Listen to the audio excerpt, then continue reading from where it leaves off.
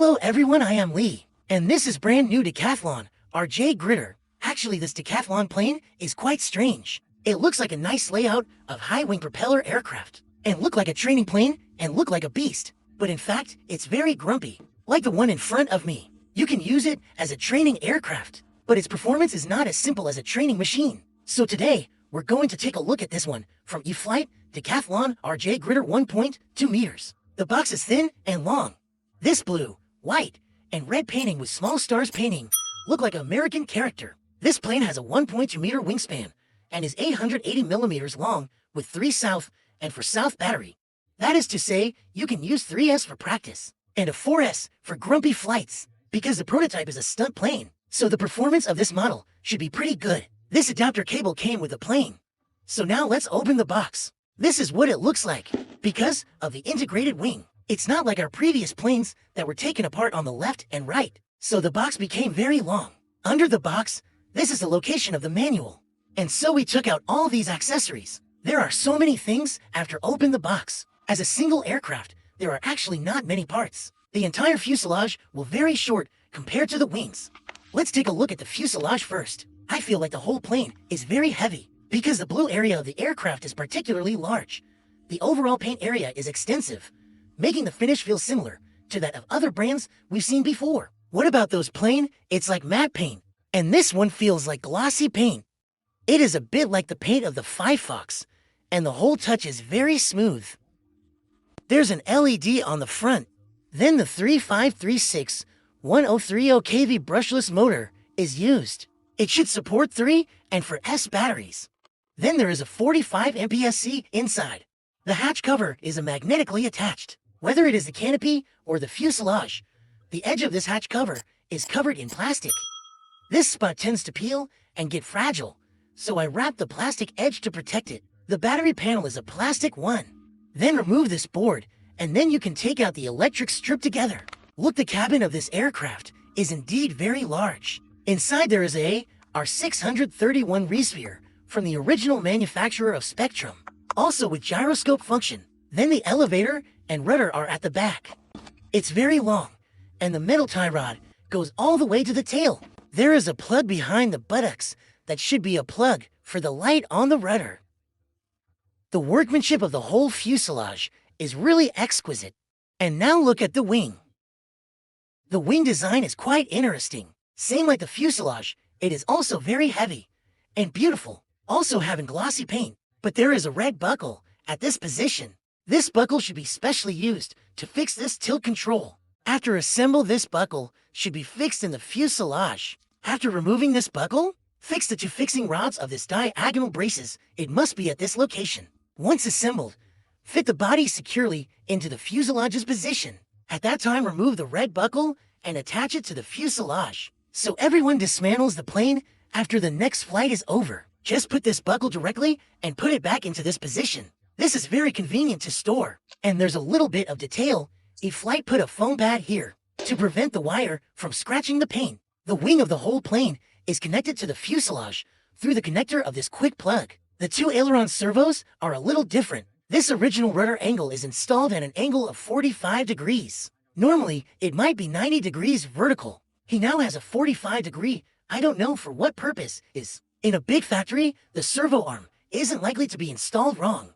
Then at the wingtip there are the navigation lights. Then the white light should be flashing, and the white light is always on. Left red and right green flashing alternately. This light is indeed made like the real thing. Very beautiful. Then fix the wing in this position, and it's a plastic. These relatively fragile areas, we have to strengthen it. The flat tail looks very thin, but there's a thick carbon rod inside.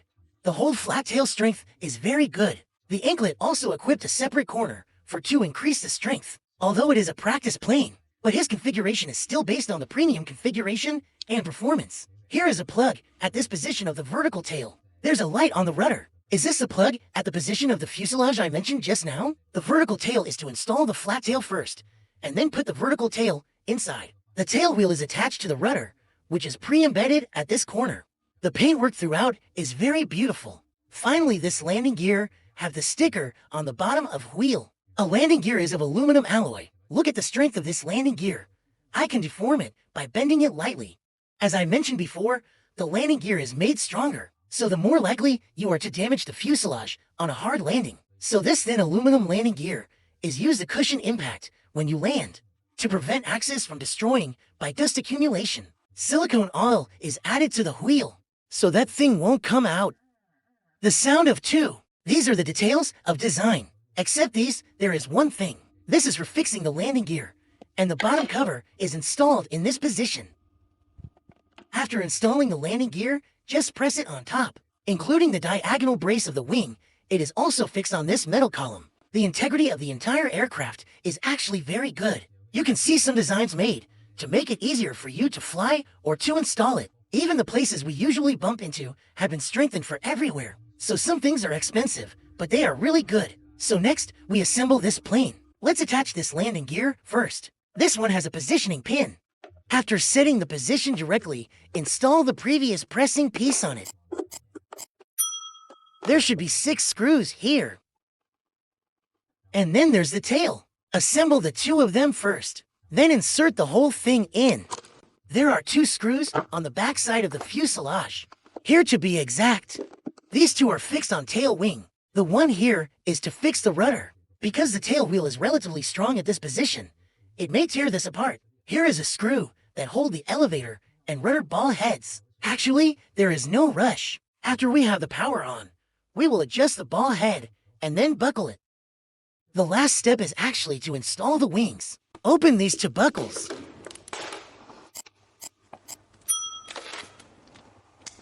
Put this little support on first.